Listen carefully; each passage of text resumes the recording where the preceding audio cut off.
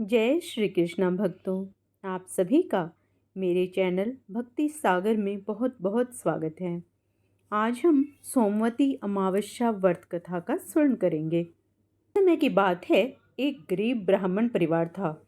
उस परिवार में पति पत्नी एवं उसकी एक पुत्री भी थी। उनकी पुत्री समय के गुजरने के साथ साथ धीरे धीरे बड़ी होने लगी।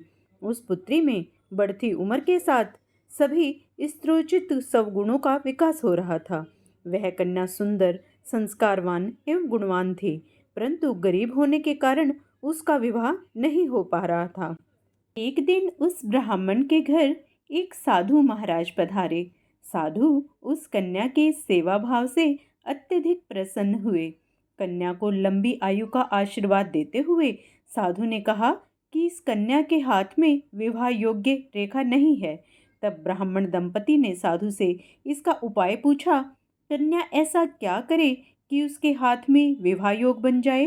साधु महाराज ने कुछ देर विचार करने के पश्चात अपनी अंतर्दृष्टि में ध्यान करके बताया कि कुछ ही दूरी पर एक गांव में सोना नाम की एक धोबिन महिला अपने बेटे और बहू के साथ रहती है, जो बहुत ही आचार विचार एवं संस्कार संपन्न तथा पतिपरायण है। साधु ने यह भी बताया कि वह महिला कहीं बाहर आती जाती नहीं है। यह सुकन्या उस धोबिन की सेवा करे और वह महिला इसकी शादी में अपनी मांग का सिंदूर लगा दे तथा उसके बाद इस कन्या का विवाह हो जाए तो इस कन्या का वैधव्य योग मिट सकता है। साधु ने यह भी बताया कि वह महिला कहीं बाहर आती जाती नहीं है।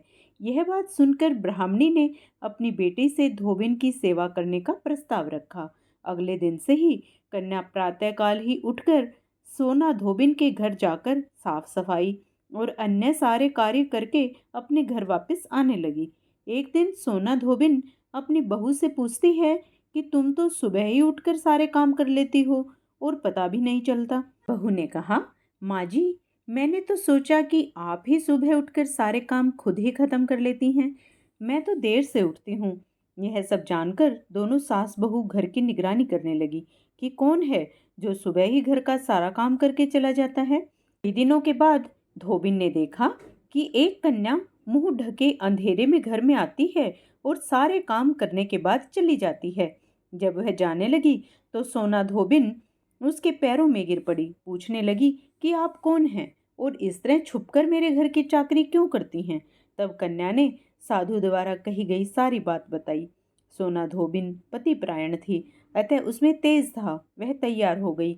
सोना धोबिन के पति थोड़ा अस्वस्थ रहते थे। उसने अपनी बहू से अपने लौट आने तक घर पर ही रहने को कहा। धोबिन ने जैसे ही अपनी मांग का सिंदूर उस कन्या की मांग में लगाया, सोना धोबिन का पति मर गया। उसे इस बात का पता चल गया। वह घर से निराजल ही निकली थी, यह सोचकर कि रास्ते में कहीं पीपल का पेड़ मिलेगा तो उसे भंवरी देकर और उसकी परिक्रमा करके ही जल ग्रहण करेगी। उस दिन सोमवती अमावस्या थी। ब्राह्मण के घर मिले हुए पुए पकवान की जगह उसने ईंट के टुकड़ों से 108 बार भंवरी देकर 108 बार पीपल की पेड़ की परिक्रमा की और उसके बाद जल ग्रहण किया। ऐसा करते ही उसके पति के मृत शरीर में वापस जान आ गई। धोबिन का पति फिर से जीवित हो उठा। यह सब सोना धोबिन के सोमवती अमावस्या व्रत का ही प्रभाव था। इस प्रकार जो भी स्त्री पूर्ण श्रद्धा के साथ सोमवती अमावस्या का व्रत धारण करती है, उसके पति को लंबी उम्र का आशीर्वाद तथा उसे सुख सौभाग्य की प्राप्ति होती है। अब हम कथा के अंत में तुलसी माता की आरती करेंगे। जय तुलसी मैया। तुलसी महारानी नमो नमो, हरि की पटरानी नमो नमो, तुलसी महारानी नमो नमो। धन तुलसी पूर्ण तप कीनो, सालिग्राम बनी पटरानी, जाके पत्र मंजरी कोमल, श्रीपति कमल चरण लपटानी, तुलसी महारानी नमो नमो, हरि की पटरानी सखी मैया तेरो यस गावें, भक्ति दान दी जे महारानी। नमो नमो तुलसी महारानी, तुलसी महारानी।